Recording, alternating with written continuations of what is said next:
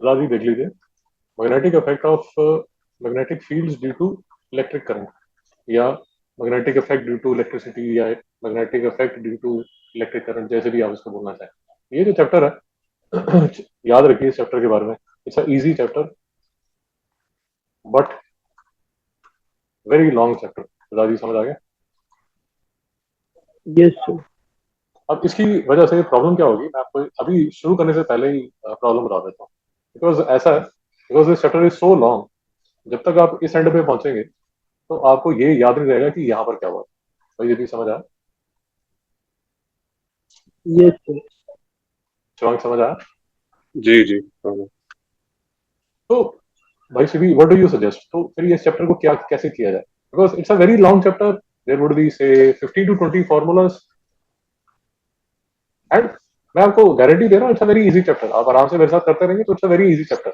But भाई CV, what do you suggest? How do we face this challenge कि इतना लंबा चैप्टर है, 15-20 फॉर्मूले हैं, तो इस चैप्टर, इस पर्टिकुलर चैप्टर को कैसे किया जाए? व्हाट डू यू सजेस्ट भाई सिभी? तो फॉर्मूला करो, फिर उसका रिस्पेक्टिव न्यूमेरिकल करो, फिर दूसरे फॉर्मूला में चलो, सदा जी आप क्या बोलते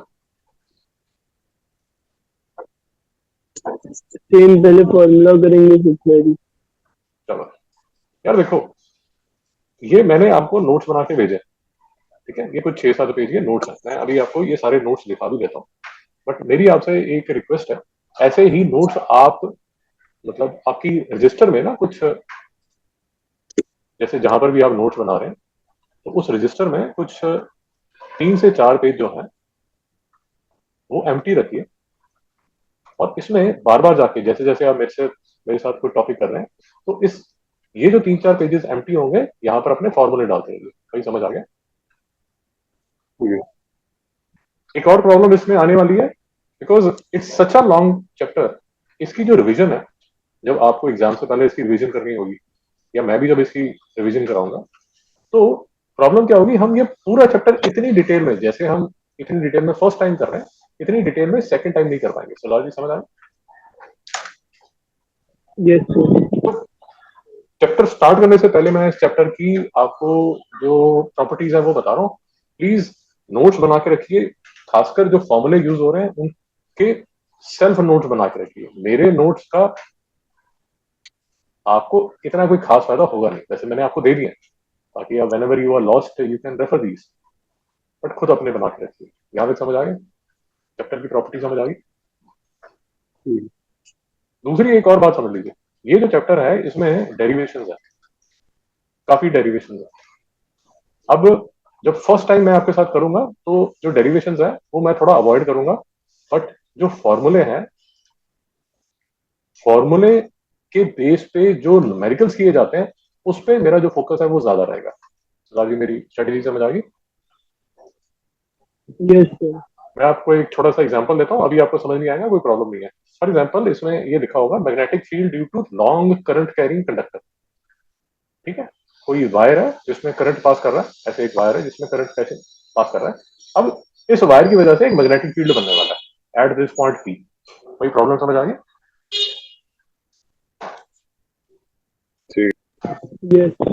तो मैं जब पहली बार आपको कराऊंगा, मैं ना आपको डायरेक्टली ये फॉर्मूला दिखा दूंगा, ये फॉर्मूला दिखा दूंगा, और इससे 3-4 न्यूमेरिकल करा दूंगा। इसकी डेरिवेशन मैं नहीं कराऊंगा, जबकि इसकी जो डेरिवेशन है वो सिलेबस में है। मेरी बात समझ आ रही है जो मैं कह रहा हूँ?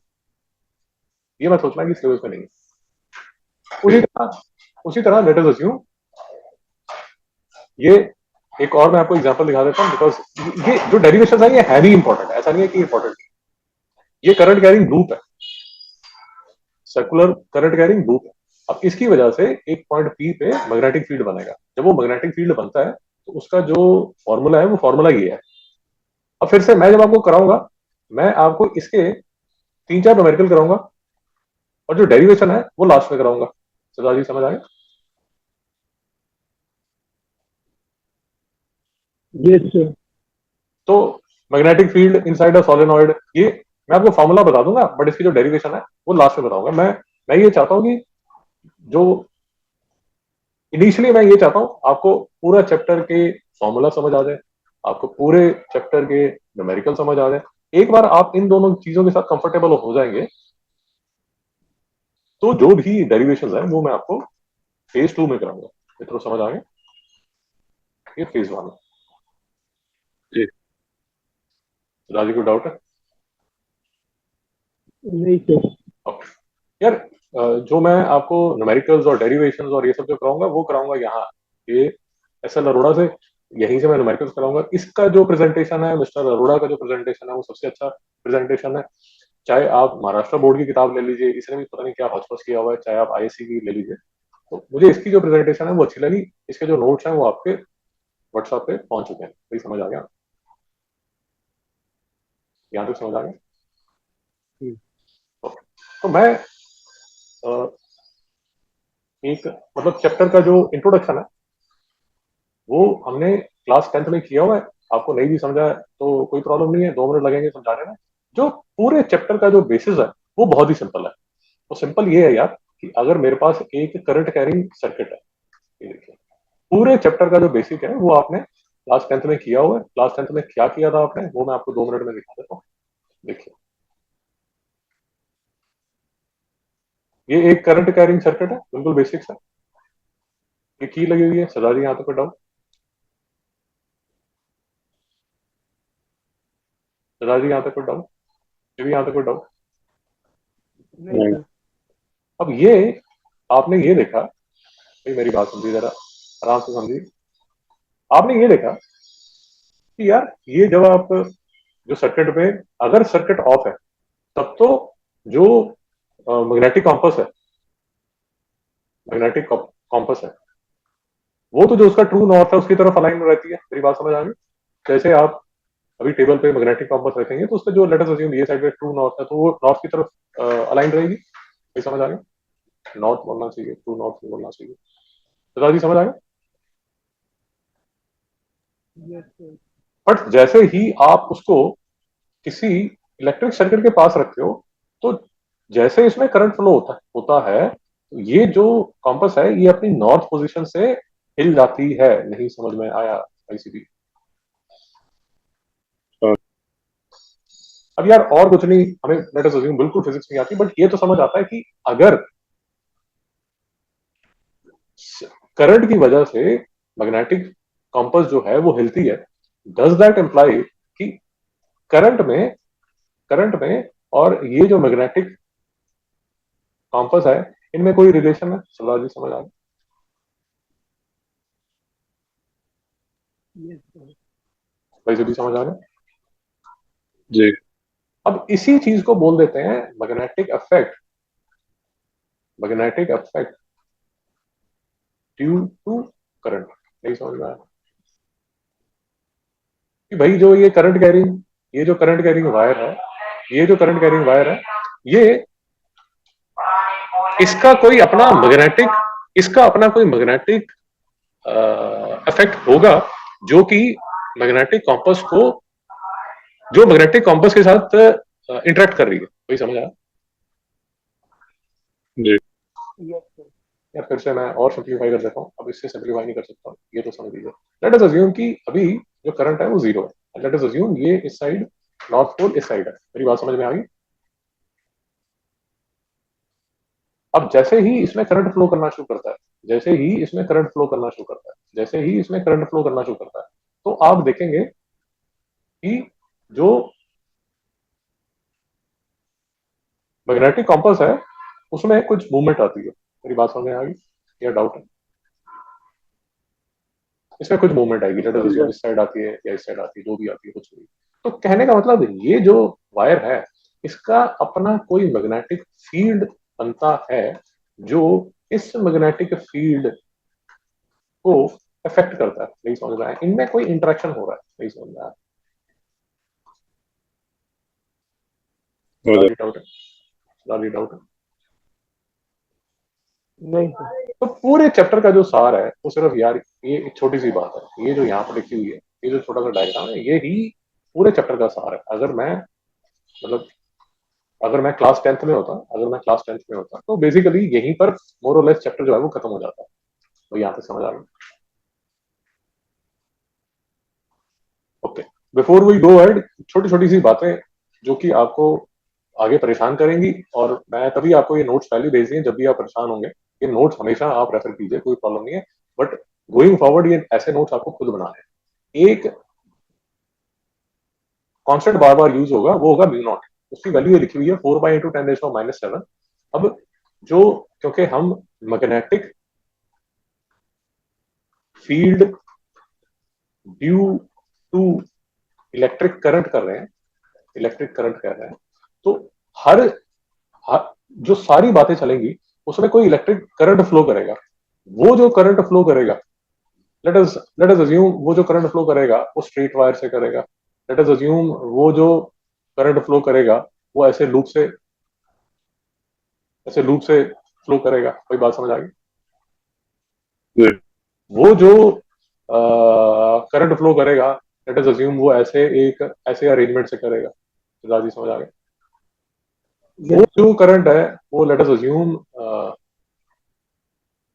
ऐसे रेक्टेंगल रेक्टेंगुलर लूप से करेगा। भाई मेरी बात समझ आ रही है? तो मैं कह रहा हूँ, और ये भाई बड़ा सिंपल सा ही बात है। ये जो वेरियस कॉन्फ़िगरेशंस हैं, ये जो वेरियस कॉन्फ़िगरेशंस हैं जिसमें से करंट फ्लो कर रहा है, यार करंट जो है ना, ये मैं हर बार जब आई लिखता हूँ तो इसका मतलब करंट है।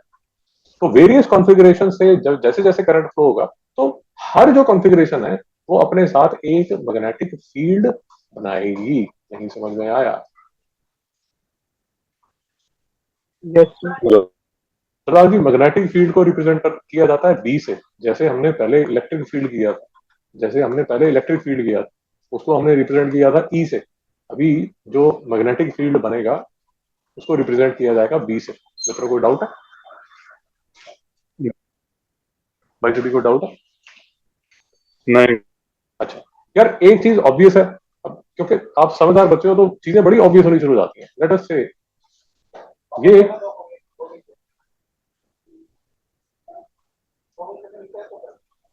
लेट अस से लेट अस से ये करंट कैरिंग लूप है। करंट कैरिंग लूप, मित्रों समझ आ गया? अब ये जो करंट कैरिंग लूप है ये अपना एक मैग्नेटिक फील्ड बनाएगी ड्यू टू लूप। नहीं समझ में आया? अब इस लूप को अगर आप किसी एक्सटर्नल मैग्नेटिक फील्ड में डाल दें, भाई नहीं समझ में आ रही? चीजें कंफ्यूजिंग हो रही है।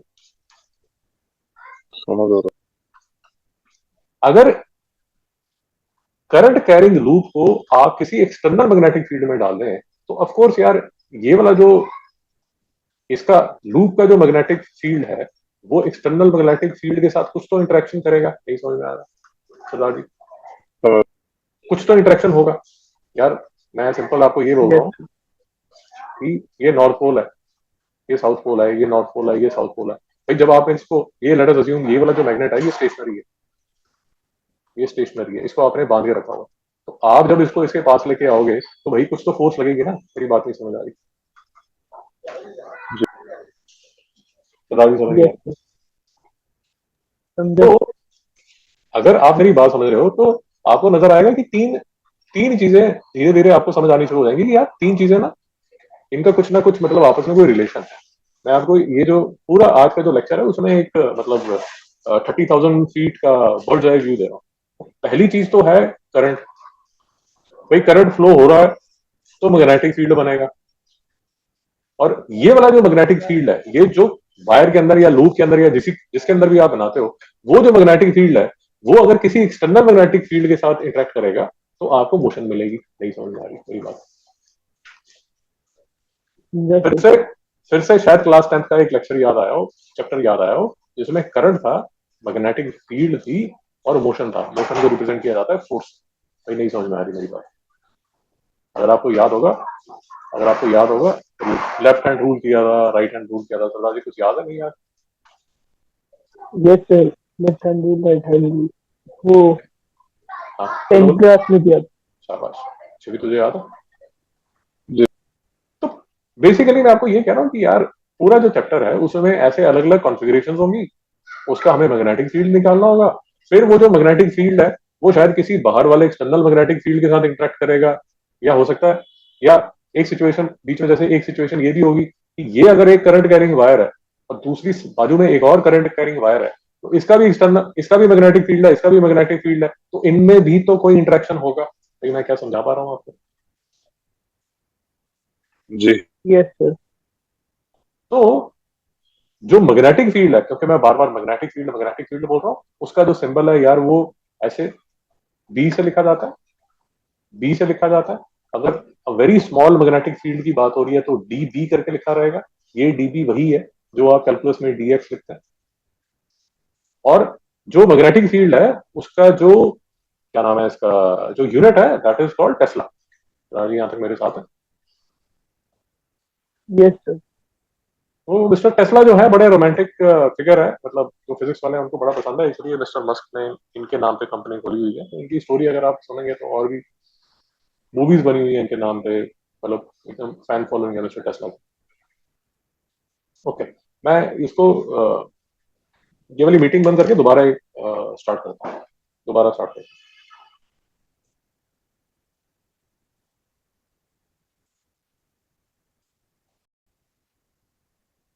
देखिए मैं आपको ये समझाने की कोशिश कर रहा हूँ ये कि ये जो लूप है यार, ये लूप का अपना एक, ये अपना एक मैग्नेटिक फील्ड बना लेगी, इसको मैं बी एल बोल देता हूँ। और ये जो नॉर्थ साउथ है ये एक्सटर्नल मैग्नेटिक फील्ड है, इसको मैं बी बोल देता हूँ। भाई मेरी एक ईगो है और आपकी भी ईगो है। अब वो कोई भी क्लास होती है तो फिर इसमें इंटरेक्शन हो जाता है ना, ईगो क्लैश करती है। उसी तरह वो ईगो क्लैश की वजह से कुछ मूवमेंट होगी। उसी तरह ये मैग्नेटिक फील्ड जो है, ये मैग्नेटिक फील्ड जो है, ये आपस में इंटरेक्ट करना शुरू कर देता है। वो अपने हिसाब से कुछ करना चाहता है, वो अपने हिसाब से कुछ करना चाहता है, और इस इंटरेक्शन की वजह से आपको यहाँ मोशन बनती है। और ये जो मोशन है, बेसिकली कोई भी मोशन है वो बिना फोर्स के तो हो नहीं सकती। तो मैं आपको ये बताने की कोशिश कर रहा हूँ कि ये जो आई है, बी और एल, आई बी और एफ, आई बी और एफ, इसका एक इंटरेक्शन होता है जो हम क्लास 10th में left hand rule right hand rule करके आते हैं। तो यहाँ तक बात समझ आ गई? जी। Yes, sir. चलो, अब मैं एक बार आपको जो जो टॉपिक्स हम करने वाले हैं वो टॉपिक्स की जिस्ट दे देता हूँ कि कौन से टॉपिक्स हम करने वाले हैं। ऑफकोर्स उसके बाद मैं एक ओवरऑल आपको ये भी दिखा देता हूँ। देखो सबसे पहले हम करेंगे, जैसे हमने कूलम्स लॉ किया था इलेक्ट्रिसिटी में, तो यहाँ पर एक लॉ होगा बायो, लिख लीजिए, बायो सेवे लॉ। अब ये फ्रेंच है, तो जो फ्रेंच पढ़ते हैं वो इसको ठीक प्रोनाउंस कर सकते हैं। अपने यहाँ पर देसी जितने भी हैं उसको बायोट सावर्ट लॉ करके चला देते हैं। यहाँ तो कोई डाउट है? Nice, sir. ये बायोट सावर्ट लॉ बोलता क्या है? एक फॉर्मूला है, वो फॉर्मूला आपको अभी नोट करना पड़ेगा। वो फंडामेंटली वो जो फॉर्मूला है, वो फॉर्मूला क्या बोलता है कि कोई भी एक करंट कैरिंग वायर ले लीजिए। मेरी बात समझ में आ गई? ये करंट कैरिंग वायर का एक छोटा सा हिस्सा ले लीजिए, और जो आपने हिस्सा लेना है, जो भी पार्ट लेना है, वो ऐसे लेना है जैसे ये छोटा सा हिस्सा मैंने ले लिया, इसको मैं डीएल से रिप्रेजेंट करूंगा। जो डीएल है, जो डीएल है वो basically small length of wire है। इसकी जो डायरेक्शन है, क्योंकि यहाँ मैंने वेक्टर लिखा हुआ है, इसकी जो डायरेक्शन है that would be the direction of the current. भाई यहाँ पे कोई डाउट है? नहीं। अब ये जो डीएल पार्ट है सुधा जी, ये डीएल पार्ट में से जब करंट फ्लो करेगा तो एट अ पॉइंट पी कोई मैग्नेटिक फील्ड फॉर्म होगा। सुधा जी मेरे साथ है? Yes, sir. अब इसका जो मतलब जो इजी पार्ट है, जो स्केलर पार्ट है, जो इसका स्केलर फॉर्मूला है, वो जो स्केलर फॉर्मूला वो ऐसे लिखा जाता है कि यार ये जो छोटा सा पार्ट डीएल है, इसको एक कनेक्टिंग वायर, ये कनेक्टिंग, अगर मैं ऐसे कनेक्टिंग डिस्टेंस बोल दूं या सिंप्लीफाई ऐसे बोल दीजिए, ये करंट कैरिंग वायर है, ये मैंने एक इसका डीएल पार्ट ले लिया।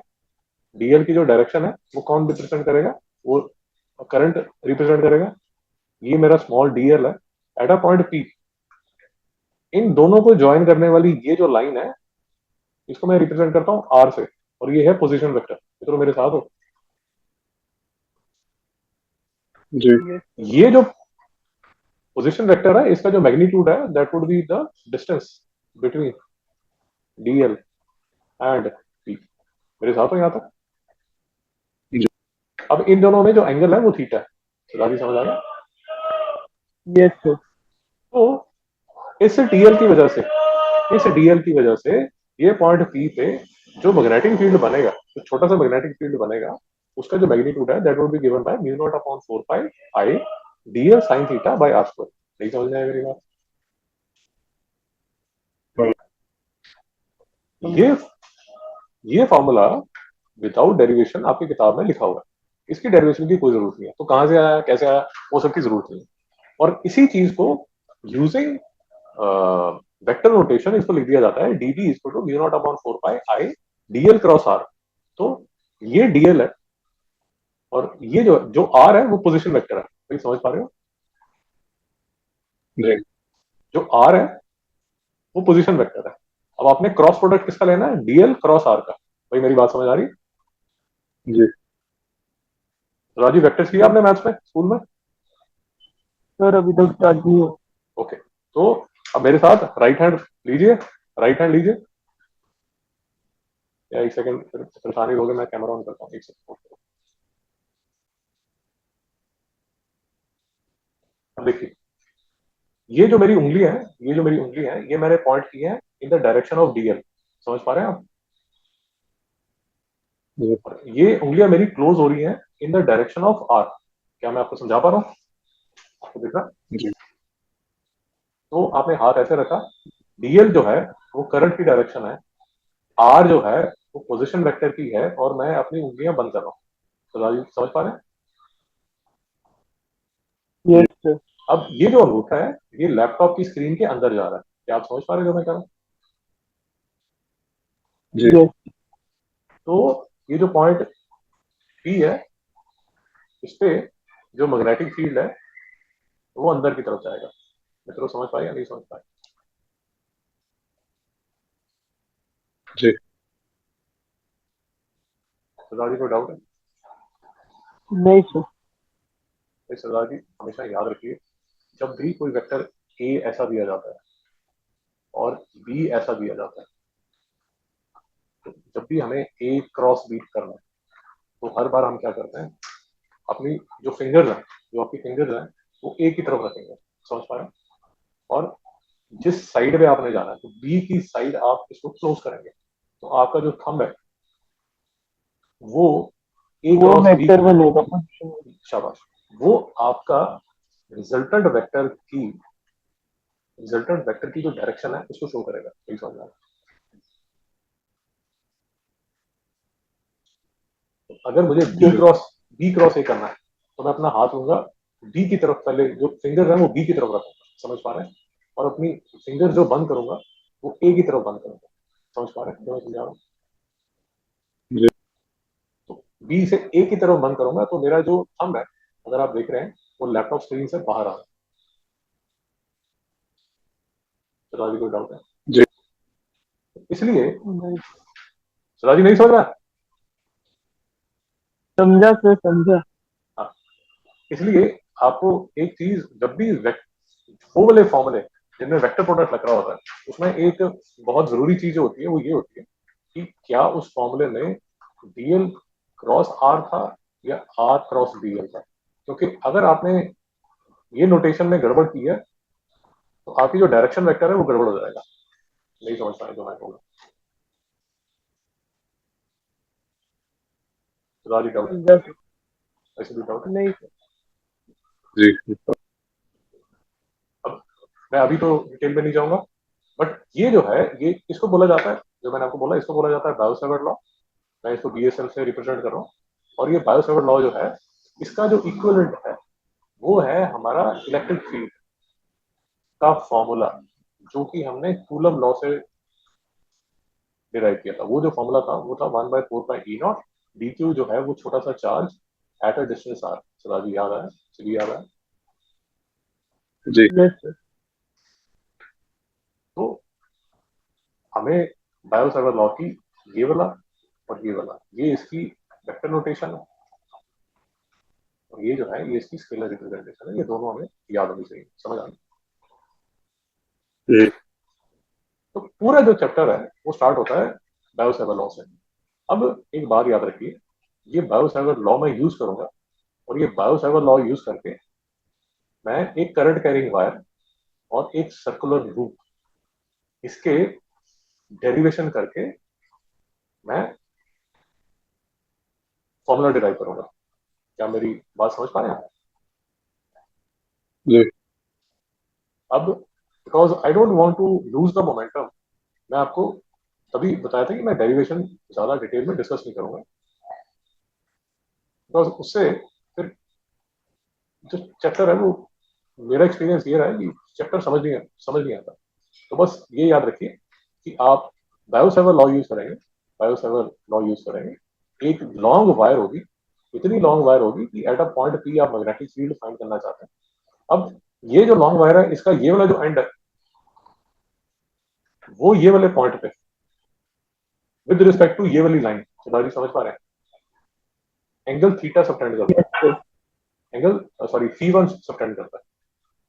फिर से देख लीजिए, very long wire, random point P which is at a distance A from the very long wire subtends angle phi1, जो एंगल है वो विद रिस्पेक्ट टू ये वाला पॉइंट x और ये वाली लाइन, ये जो परपेंडिकुलर लाइन इस पे phi1, और ये बाजू पॉइंट y से ये वाला जो लाइन है इस पे जो एंगल सबटेंड हो रहा है वो phi2 हो रहा है। क्या मैं समझा पा रहा हूँ आपको?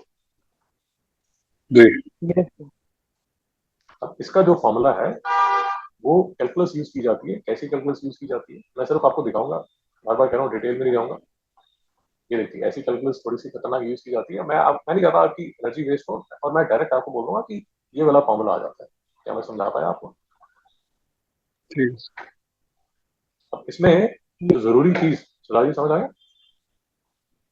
yes sir, याद रखिए, ये जो डेरिवेशन है वो एग्जाम में आती है, याद रखिए। ऐसा नहीं है कि इसको वो इंपॉर्टेंट नहीं है इसलिए मैं इसको स्किप कर रहा हूँ, बट मैं अभी आपकी एनर्जी इस पर वेस्ट नहीं करना चाहता, मैं आपको डायरेक्ट इससे एनर्जी कराना चाहता हूँ। मेरी बात समझ में आई? अब इसमें ठीक एक बार देख लीजिए, म्यू नॉट अपॉन 4 पाई, वो तो हमें समझ आ गया। ये जो आई है वो ये वाला आई है, करंट है। नीचे एक ए लिखा हुआ है, अगर आप मेरी बात समझ पा रहे हैं, ये वही वाला ए है जो कि distance of the wire from the point P, ये वाला ए, तो याद है ना ये वाला ए? जी तो राजी डाउट नहीं? नहीं सर, ये वाला ए, ये वाला ए, C1 जो है वो ये है, C2 जो है वो ये है, और ये जो वैल्यूज है वो वैल्यूज यहां मैंने डाल दी, और ये sign C1 plus sign C2 आ गया। तो चलो यहाँ पे थी, जी ये जो फॉर्मूला है वो मेरे नोट्स में लिखा हुआ है यहाँ पर। तो यहाँ तक क्लियर है? सवाल थोड़ी समझ आ गई? yes sir, अब समझदार बच्चे हो यार, यही जो वायर है अगर ये इनफाइनाइटली लॉन्ग होगी, थोड़ा दिमाग लगाइए, तो सवाल T1 कितना हो जाएगा? अगर ये इनफाइनाइटली लॉन्ग है, ये इस साइड जाती जाती जाती जाएगी, तो T1 कितना हो जाएगा सवाल? T1 ऐसे खुलना शुरू हो जाएगा, कितना खुल जाएगा? I'm sorry, इन्फिनाइट ना ना बेटा, ये नहीं बहुत 90 90 डिग्री। और ये भी अगर वायर इस साइड जाती जा रही है तो ये C2 खुलना शुरू हो जाएगा, तो मैक्सिमम ये 90 पे चल जाएगा। सदा जी नहीं समझ में आ रहा? समझा तो साइन C1 1 हो गया, साइन C2 2 हो गया, तो ये 1 + 1 2 हो गया, ये 2 मैंने यहाँ पर लिखा। अब ये आपने जो रिलेशन है वो रख लेना है कि इनफाइनाइटली लॉन्ग वायर का जो मैग्नेटिक फील्ड है that is given by mu naught I upon 2 पाई ए। नहीं समझ में आया?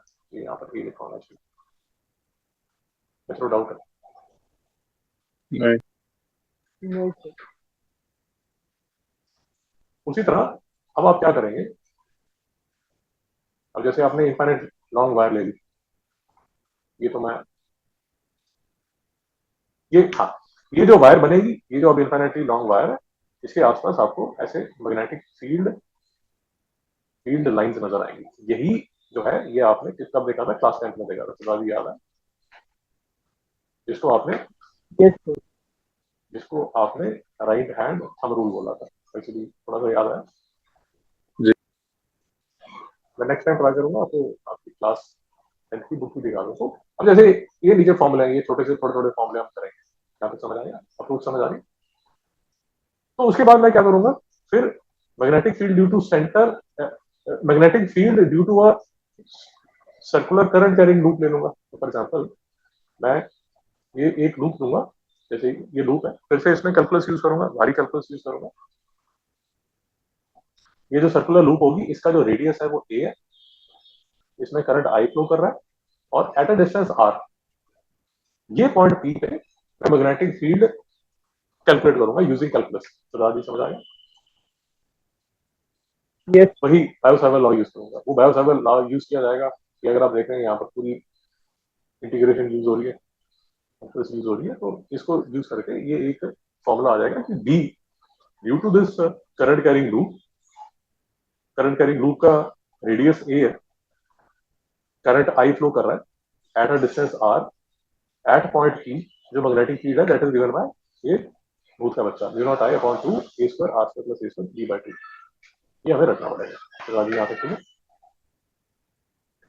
Yes sir. अब इसके कुछ, अगर आपने एक बार ये मदर इक्वेशन याद कर ली तो इसके कुछ बेबी इक्वेशंस है, वो देख लीजिए। अगर ये लूप है, एक लूप तो नहीं है, लेट अस अज्यूम कि इसमें एन लूप्स है, तो आपको सिर्फ जो रिजल्ट है उसको किससे मल्टीप्लाई करना है, एन से। बेसिकली समझ आया? जी फिर अगर मुझे magnetic field at the centre of the loop find करना है, मतलब इस लूप के सेंटर में मैग्नेटिक फील्ड फाइंड करना है, तो उस केस में ये वाला जो आर है वो जीरो हो जाएगा। इस आर को मैं जीरो यहाँ डालूंगा तो मेरा जो रिजल्ट है वो ये बन जाएगा। मित्रों समझ पा रहे हैं? जी यस सर। और इसी के अगर एन टर्न्स होंगे तो ये बन जाएगा। यही समझ में आया? जी अब ड्यू टू सम रीजन, वो रीजन आपको धीरे धीरे समझ आ जाएगा। लेट अस से कि मैं पाई ए स्क्वायर करता हूँ। पाई ए स्क्वायर क्यों करता हूँ? बिकॉज मैं चाहता हूँ कि मेरी जो लूप है, बिकॉज सर्कुलर लूप है ऑफ रेडियस ए, तो मुझे पता है कि अगर मैं पाई ए स्क्वायर बोलूँ तो ये एरिया ऑफ द लूप बन जाता है। उस एरिया ऑफ द लूप को मैं कैपिटल ए से डिनोट कर देता हूँ। तो मेरी अप्रोच समझ आ गई? जी तो पाई ए स्क्वायर से मैं न्यूमरेटर और डिनोमिनेटर को अगर डिवाइड करता हूँ तो मेरा जो पूरा रिलेशन है वो ऐसा बन जाता है। ऐसा मैंने क्यों बनाया उसकी टेंशन मत कीजिए, वो ये वाला जो रिलेशन है ये कहीं यूज होने वाला है। तो ये रिलेशन बन गया mu not an I A upon 2 A cube. अब मैं आपको सिर्फ ये समझाने की कोशिश कर रहा हूँ कि हमें ये जो मदर इक्वेशन है ये याद होनी चाहिए। उसी तरह यहाँ पर ये जो मदर इक्वेशन है वो हमें याद होनी चाहिए। उसी तरह ये जो मदर इक्वेशन है ये हमें याद होनी चाहिए। तो मेरे साथ हो याद? Yes sir. अब फिर से एक रिलेशन आप बना सकते हो कि भैया ये जो लूप है, आपने यहाँ इसके सेंटर पे फाइंड कर लिया magnetic field at a distance r, आपने फाइंड कर लिया। What if this distance is infinitely far away, कि जो डिस्टेंस है that is much much greater than the radius of the loop. Shivang समझ आ गई? जी वैसे अगर आप करते हैं तो वो जो ऊपर तीन जो रिलेशन है वो तीन रिलेशन ऐसे रिड्यूस हो जाते हैं। पहला ये, फिर इन टर्म्स ऑफ एरिया अगर आप करेंगे, सॉरी दो रिलेशन बनते हैं। ये वाला में जो ए है वो एरिया, और इसमें जो ए है वो रेडियस ऑफ लूप है। सरदार जी समझ आ गए? Yes sir. तो बायोसावर्ट आपने यूज किया, सीख लिया। फिर आपने रिलेशन देख लिया वायर का, उसमें कुछ एक दो केसेस देख लिए, सर्कुलर लूप उसके एक दो केसेस देख लिए। अब तीसरा जो आता है वो आता है एम्पियर सर्कुलर सर्कुटल लॉ। इसको मैं एसीएल से रिप्रेजेंट कर रहा हूँ। अगर आपको याद होगा हजारों साल पहले हमने क्या किया था, हमने गॉस लॉ पढ़ा था। थोड़ा सा भी अगर याद होगा तो उसमें कुछ ऐसे करके लिखा हुआ था, e dot b a is equal to, कुछ याद है? एक काम कीजिए ना, अपने गूगल कीजिए या नोट्स में देख के मुझे बताइए गॉस लॉ क्या है। तो गॉस लॉ के अगर आप अपने नोट्स चेक करते हो तो गॉस लॉ हमने जो लिखा था वो हमने लिखा था ऐसे कि closed integral of electric field, इसको बोलते हैं क्लोज्ड इंटीग्रल। तो electric field dot d is equal to q enclosed upon e naught. अगर आपको याद होगा कुछ ऐसा हमने किया था कि यार ये मैंने कुछ सरफेस ले ली, ये मेरी एक क्लोज्ड सरफेस है, याद रखिए क्लोज्ड सरफेस है। इसके अंदर एक क्यू बैठा हुआ है, एक चार्ज क्यू बैठा हुआ है। अब ये जो क्यू चार्ज है ये अपना एक इलेक्ट्रिक फील्ड बना रहा है। सदा थोड़ा बहुत याद है? Yes sir.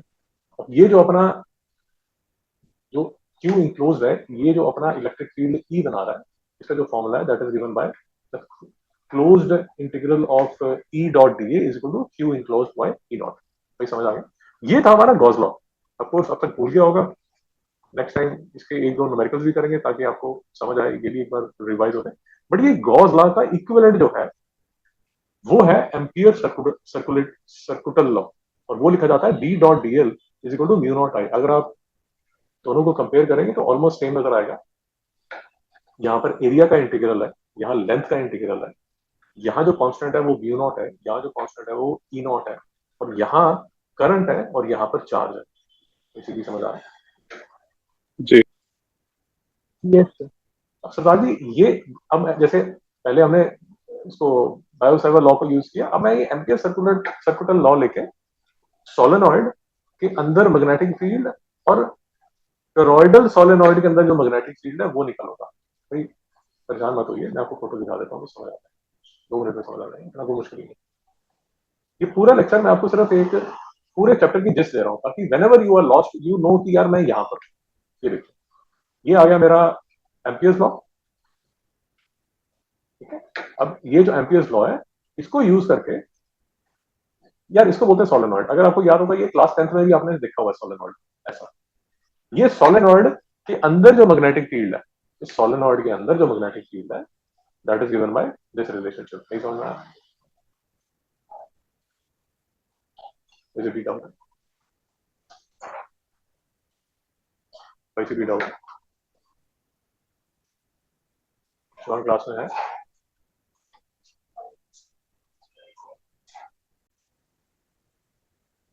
तो ये जो इसको बोला जाता है सोलेनॉइड, ये आप साइड से देख रहे हैं तो ऐसा नजर आएगा, उसको थोड़ा क्रॉस सेक्शन एरिया देखेंगे तो ऐसे नजर आएगा। अब इसकी वजह से मैग्नेटिक फील्ड जो है that is given by this expression.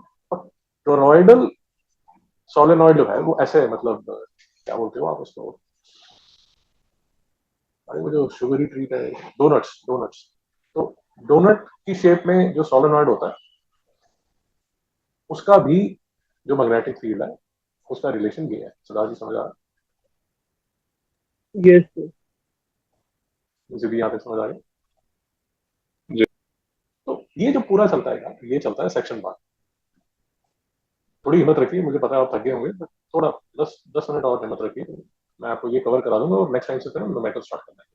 तो ये है बेसिकली सेक्शन 1। और सेक्शन 2 में हम क्या करते हैं, यार कोई मूविंग चार्ज है जो कि मैग्नेटिक फील्ड में एंटर कर जाता है। इमेजिन कर पा रहे हैं, कोई मैग्नेटिक फील्ड, आपको ऑलरेडी कोई मैग्नेटिक फील्ड है, इसकी वजह से मैग्नेटिक फील्ड है वो गोली मारो। ये मैग्नेटिक फील्ड है बी, अब इसके अंदर कोई चार्ज क्यू एंटर कर गया। भाई समझ आ गया? ये एंटर कर गया ऐसे। अब इस पे कोई फोर्स लगेगी, उस फोर्स का फॉर्मूला क्या है वो आपको मिल जाएगा। सरदार कोई डाउट है? नहीं सर। उसका जो formula that is given by q v cross b. और फिर से याद रखिए ये वी क्रॉस बी में वी क्रॉस बी कैसे होगा, वी जो है वो वेलोसिटी ऑफ द चार्ज होगा, बी जो है वो डायरेक्शन ऑफ द फील्ड होगा। तो वी क्रॉस बी करेंगे तो ऐसे मुड़ेंगे, या अगर ये वी है और मैग्नेटिक फील्ड ऐसे है तो जो थंब है वो बाहर की तरफ जाएगा। कोई समझ आ गया? जी अब वो जो चार्ज है वो एक ऐसे भी एरिया में एंटर कर सकता है जहां इलेक्ट्रिक फील्ड भी होगा और जहां मैग्नेटिक फील्ड भी होगा। तो जो उस पर दो फोर्सेस लगेंगे उसका जो फॉर्मूला है that is given by, that is known as the Lorentz force. Lorentz force simple है, क्यू ई जो था वो इलेक्ट्रिक फील्ड की वजह से जो फोर्स था, और मैग्नेटिक फील्ड में जो फोर्स है वो क्यू वी क्रॉस बी है। तो ये उसकी हो जाएगी total force which is called Lorentz force. Doubt है? नहीं सर। अब ये लॉरेंट्ज फोर्स हो जाता है, वी क्रॉस बी हो जाता है, फिर आता है साइक्लोट्रॉन। साइक्लोट्रॉन बहुत इंटरेस्टिंग है। जो आप ये एलएचसी है, बेसिकली एलएचसी क्या है? Large hadron collider. हाँ, सारी एलएचसी के बारे में कोई सुना? गूगल कीजिए एलएचसी। तो बेसिकली एलएचसी आप गूगल करेंगे तो बेसिकली ये जो एलएचसी का फंडा है वो यही फंडा है। कोई डाउट है सर? नहीं this is used to smash particles, energy देखें। तो इसमें एक ये इक्वेशन बनती है, जो मदर इक्वेशन है वो मैं आपको दिखा देता हूँ और फिर उसके न्यूमेरिकल्स करेंगे तो डिटेल में बात करेंगे। तो भैया फोर्स ये लग रही है और this is equal to the centripetal acceleration, तो ये रिड्यूस करके हम फ्रीक्वेंसी निकालेंगे और काइनेटिक एनर्जी निकालेंगे of a particle which is in a cyclotron.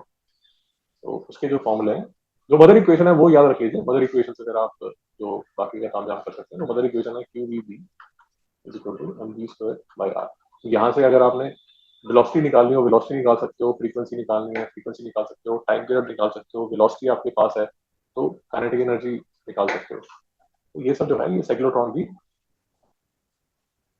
हमें करना होगा। उसके बाद ऐसा होगा कि आपके पास एक करंट कैरिंग वायर, पहले तो आप कह रहे थे कि करंट कैरिंग वायर की वजह से मैग्नेटिक फील्ड, अब ये जो करंट कैरिंग वायर है इसने अपने आसपास एक मैग्नेटिक फील्ड बना लिया। सदा जी मेरे साथ, यस सर।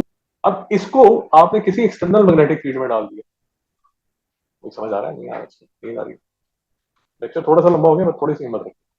तो ये जवान, ये करंट कैरिंग वायर है, इसने अपने आसपास एक मैग्नेटिक फील्ड बना लिया। मेरी बात समझ आ रही जवान? जी इसको मैंने एक एक्सटर्नल मैग्नेटिक फील्ड में डाल दिया। जब मैं इसको एक्सटर्नल मैग्नेटिक फील्ड में डालूंगा तो इन दोनों का इंट्रैक्शन होगा। जब इंट्रैक्शन होगा तो फोर्स लगेगी, और वो जो फोर्स लगेगी उसका जो फॉर्मूला है वो दिया जा रहा है ऐसा, आई एल क्रॉस। इसके हम फॉर्मूले करेंगे, चिंता मत कीजिए, अभी सब दिखा रहा हूँ आपको। अब ऐसा हो सकता है कि मेरे पास ये एक करंट कैरिंग वायर है, ये करंट कैरिंग वायर है, इसका अपना एक मैग्नेटिक फील्ड है, इसका अपना एक मैग्नेटिक फील्ड है। ये जो वायर है इसके मैग्नेटिक फील्ड से अफेक्ट हो रही है, ये जो वायर है इसके मैग्नेटिक फील्ड से अफेक्ट हो रही है। तो इनके बीच में कोई फोर्स लगेगी, वो फोर्स का फॉर्मूला आपको दिया जाएगा।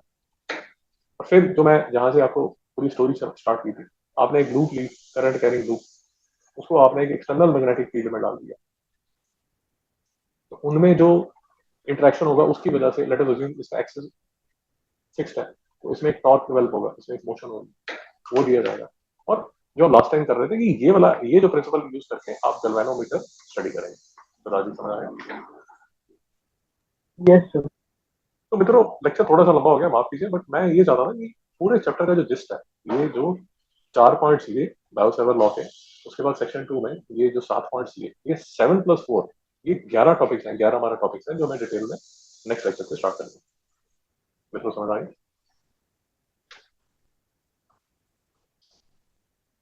जी